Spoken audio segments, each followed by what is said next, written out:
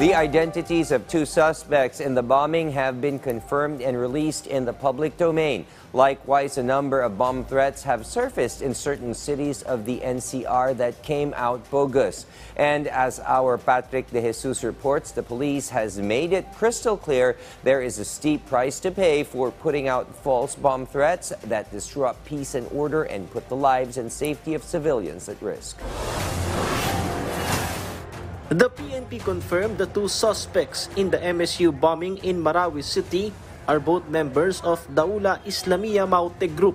The PNP has also released their identities, namely Kadapi Mimbesa or alias Engineer, who was seen carrying a bag, while the other one is Arsani Membisa alias Katab or Lapitos, who was a previous arrest warrant on a murder complaint in 2022.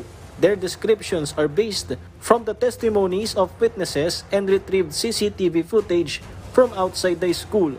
Cited po sila na mga around na 6:27 papunta na po sa MSU Gymnasium.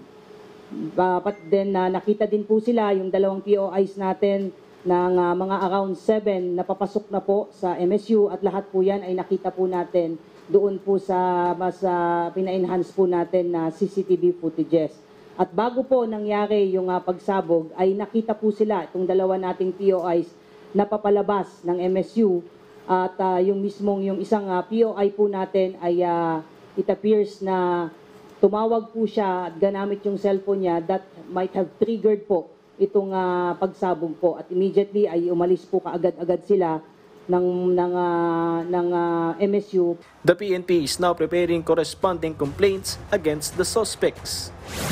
7 bomb threats were reported yesterday in Metro Manila and Calabarzon, all of them government offices such as the NEDA, DOLE, DILG, and National Museum. Cops have responded to all of these urgencies, which ultimately turned out negative.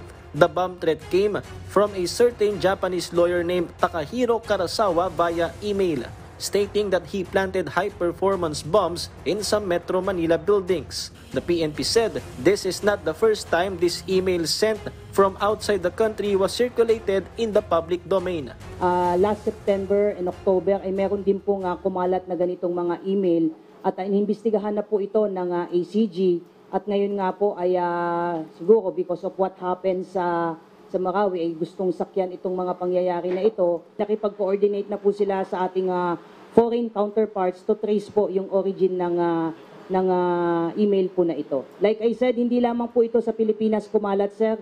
Kumalat din po ito sa Taiwan, kumalat din po ito sa China, kumalat din po ito sa South Korea using the same name po na nagpakilalang Japanese lawyer na si Takiro Kawasara. The PNP then reminded the public that spreading bomb threats is a violation of the law with a punishment of up to 5 years imprisonment or a 40,000 peso fine.